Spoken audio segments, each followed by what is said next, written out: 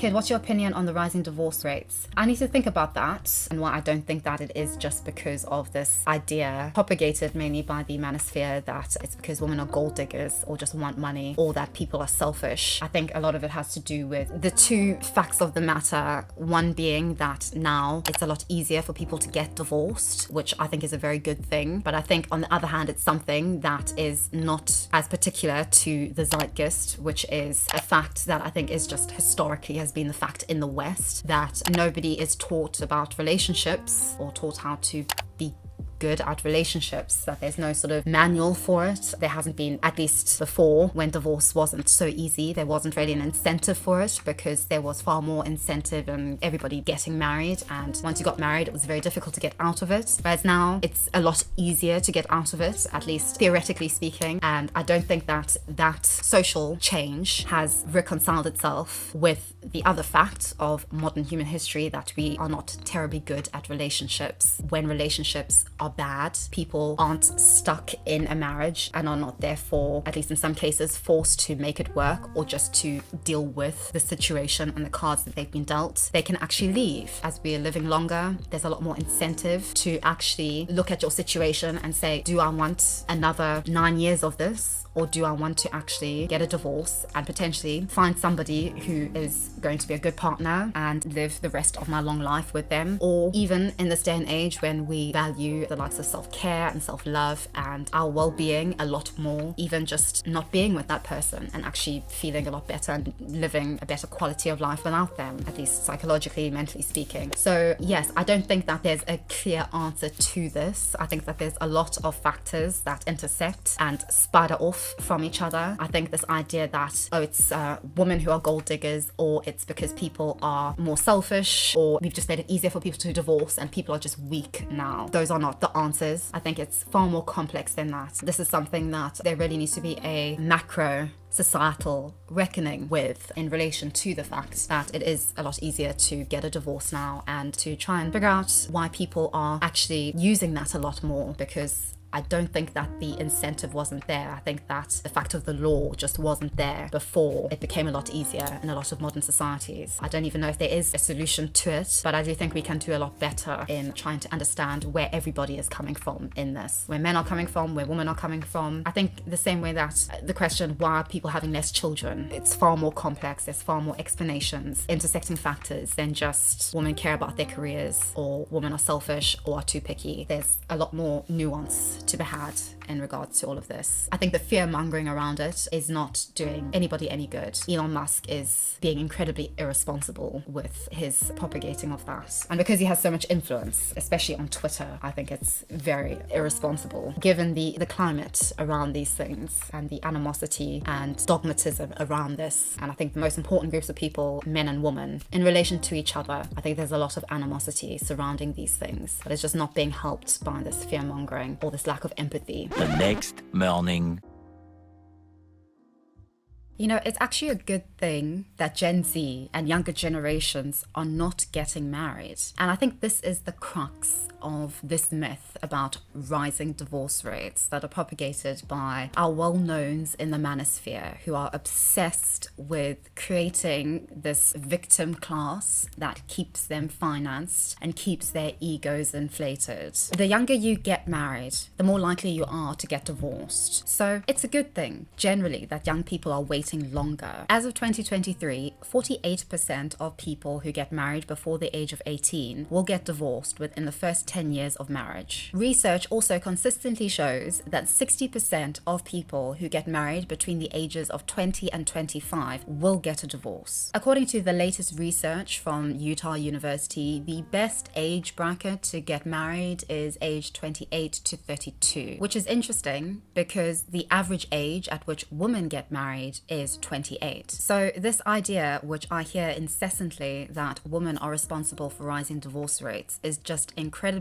misleading, especially when we consider what odds are in your favor and which are not. I think a lot of this has to do with impatience, and I stress this so much on this channel because I think that we are in an age where everything seemingly has a quick fix, where seemingly everything should be done by a certain age. You're meant to be a millionaire by the age of 30. You're meant to have have a Bugatti by the age of 25, etc. And when it comes to relationships, we seem to have this same idea that somehow we're meant to be married very young, that we're meant to have children very young, and that we're meant to find some kind of all-encompassing happiness by a certain age. I think there's also something else very interesting which is never brought into the conversation when it comes to rising divorce rates, especially as it pertains to younger people. And that is the fact that increasingly younger people are choosing to cohabit rather than to marry. So the marriage rate has actually decreased substantially among younger people, simultaneously and alongside the fact that divorce rates are increasing. So how do we explain this twofold phenomena? Well, I think we do this by firstly putting aside all the myths, the propagations, and the lies, quite frankly, told by many in the manosphere. There's this idea that it is just the younger generations, Gen Z and millennials, who are to blame for the rise in divorce rates. This is incredibly misleading. Baby boomers' divorce rate has more than doubled since 1990. Baby boomers' divorce rate for adults aged 55 to 74 was 34.9%. This age group has been in the lead regarding the number of divorces since the late 20th century. Gen X divorce rate is 18 divorces per 1,000 people, putting this generation and the millennials at the bottom of the divorce rate table. Millennials' divorce rate, people ages 25 to 34 years old, dropped by 30% over the last years, from 33 to 23 per 1,000 people. Gen Z divorce rates, aged 15 to 24 years of age, has decreased by roughly 40%, from 47 to 27 divorces per 1,000 people. And I think this is important to look at because when baby boomers were aged 18 to 32, their marriage rate was incredibly high at 68%. Yet right now they are in the lead for the highest number of divorces since the 20th century. So I believe, as I said in my live stream, I don't believe that rising divorce rates are because women can't commit or women are increasingly more picky. I think that this is far more complex than blaming it on any one group or any one single issue. But I think right now in this climate, it is very important to dispel this myth that women are responsible for rising divorce rates. Why do you think the divorce rates are so high these days?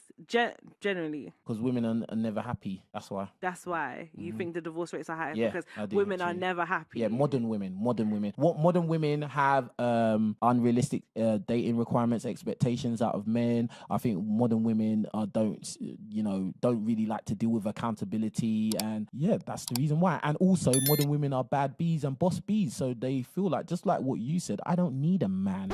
The majority of the time, women are the ones leaving, and the divorce rate increased after hormonal birth control was introduced. So, and the reason I think women leave more is because we're incentivized to do so to the point we're paid. What do you mean? So, because we can leave and take half. Have you ever heard the phrase "it's cheaper to keep her"? Yeah. Excuse me.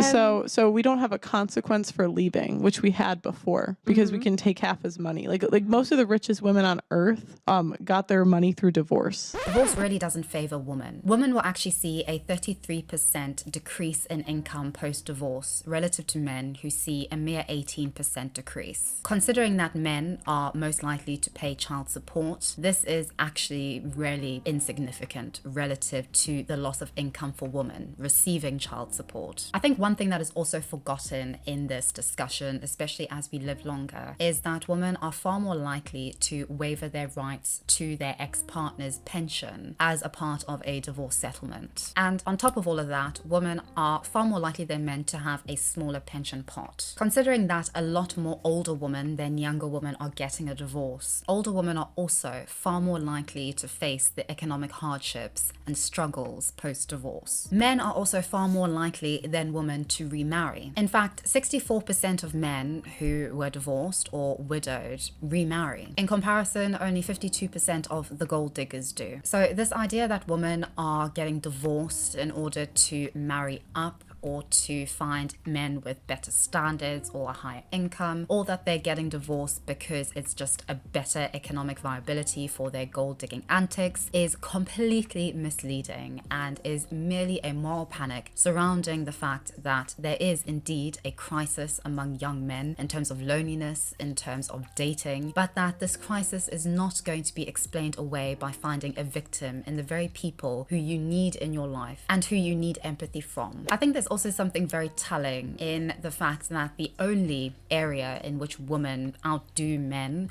or come out better than men post-divorce is in terms of self-confidence and happiness. Women's mental health is far better post-divorce relative to men's, even though they come out, that is, women come out far worse than men from a divorce. I think it's telling and also quite heartbreaking that women would rather get a divorce and live in potential poverty or relative poverty rather than stay in a marriage that is economically more viable and makes more practical sense, especially in this day and age of increasing costs, especially as women are more likely to take care of children and are also the bearers of children, and therefore give up on a lot of pay, a lot of professional advancement in pursuit of family making. Among previously married women, 54% said in a 2014 Pew Research Center survey that they did not want to marry again, compared with 30% of men. I think what is forgotten in a lot of this is that women have very bad experiences in relationships and in marriage, and that there really isn't a lot of empathy for this. I think it's the problem of something being so common that it becomes unexceptional, or just, well, you know, an acceptance of the fact. Yes, you're going to have terrible sex. Yes, your husband is going to be emotionally closed off from you. Yes, you're going to be bearing the brunt of housework. Yes, you're going to be bearing the brunt of commitment, etc. I think the only thing that feminism can be blamed for with regards to this is not being empathetic or understanding of the plight that men face, namely that of loneliness, namely the fact that even though a small pool of men ruin it for everybody, that really doesn't mean that everybody is a bad guy. I think regrettably we are sort of in this bind where education is key to this, especially personal education, education around personal finance, around things that are actually practical and useful to men and women. We're in an age of education where everything is about competition. It's all about getting the best grades. It's all about being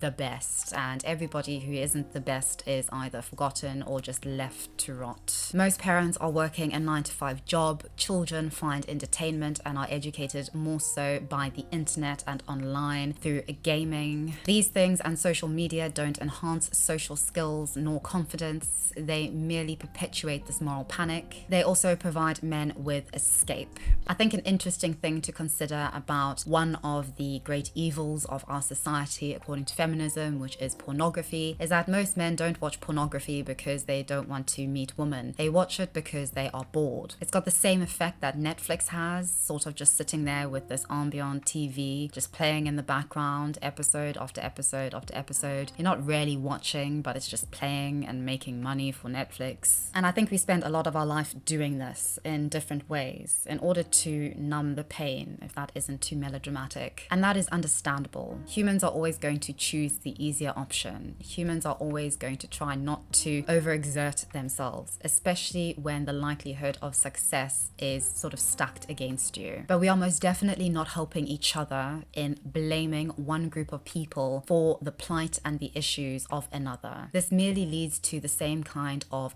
dogmatism, hate, animosity, and absolute resentment that gets us nowhere, and is just going to make men seem more foreign and more scary than they actually are, and is going to make women appear more entitled, more sanctimonious, and more at an advantage than men. And I feel like smashing my head in, because the answer to all of this is the other. It is the person that we are pointing to and blaming for all our ills and shortcomings and weaknesses. It is the person that we claim not to need because we are an independent woman, or we are a man going our own way. And I think that this is just so sad, because we need each other. I'm a bisexual woman. I need a husband, or I need a wife. I need male friends in my life. I need female friends in my life. I need people. We all need people, irrespective of whether we want to admit it to ourselves or not. Independence and individualism is not enough, as is being proved by loneliness levels, as is being proved by the anger which we are all finding ourselves